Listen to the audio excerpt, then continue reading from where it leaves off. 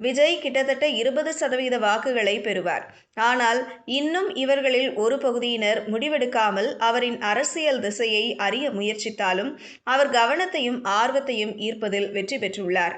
அவரது நீண்டகால அரசியல் பாதை இன்னும் முடிவெடுக்கப்படாமல் இருந்தாலும் வலுவான அறிமுகத்தை அவர் அளிப்பார் என கூறப்பட்டுள்ளதாம். பிராந்திய வாரியாக பார்க்கும்போது திமுக வட மாவட்டங்கள், காவிரி டெல்டா பகுதி மற்றும் தென் தமிழகத்தின் பல்வேறு இடங்களில் சிறப்பாக செயல்படும் என்று எதிர்பார்க்கப்படுகிறது.